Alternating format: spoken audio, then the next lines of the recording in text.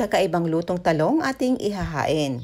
For today's video, magluluto tayo ng masarap, masustansya, at ulam na kaya-aya para sa mga anak nating pihikan sa pagkain. Tara, simulan na natin. So meron tayo ditong 2 pirasong talong at binabalatan lang natin ito. Hihiwain ng pakwadrado.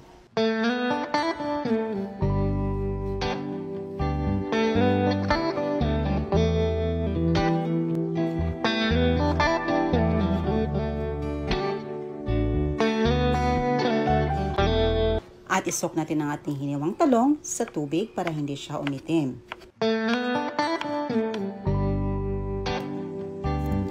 Sa isang bowl, naglagay tayo ng 2 pirasong itlog. Medium size egg ang ating ginamit. Nag-add tayo ng salt and pepper to taste. I-beat lang hanggang sa ma-fully mix ito.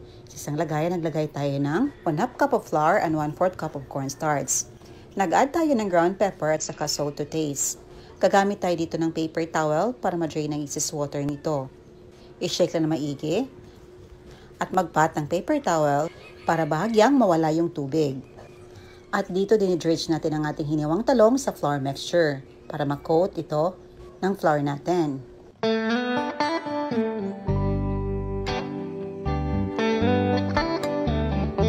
At pagkatapos ating ma-dredge ng flour, i-coat naman natin ito ng ating egg mixture.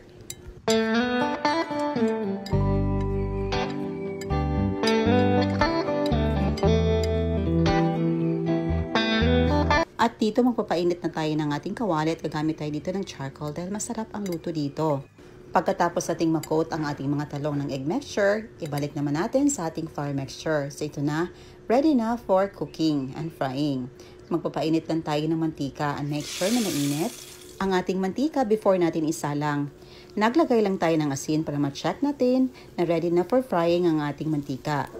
At paisa-isa natin nilagay ang ating mga talong. At ito na nag-pop na at super crispy talaga ang putahe natin ngayon mga mommies. I-continue lang natin hanggang sa maging golden brown.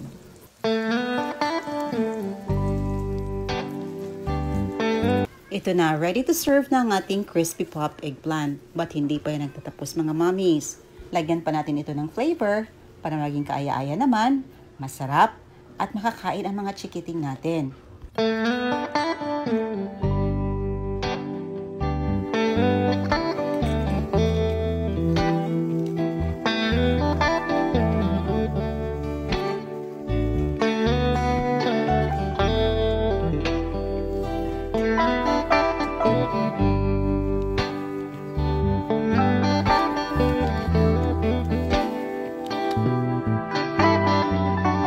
At ito ang paboritong flavor ng mga bata. Maglagay tayo ng cheese flavor. Nasa sa inyo din yun kung gaano kadami ang inyong ilagay. O diba? May bago na naman tayong recipe na kagigiliwan ng mga bata. Ito na po mga mommies ang ating cheesy pop eggplant. Hoping nyo subukan. Ayan lang po mga mommies. So thank you so much for watching. See you in my next vlog. God bless you all. Stay safe everyone. Bye and enjoy!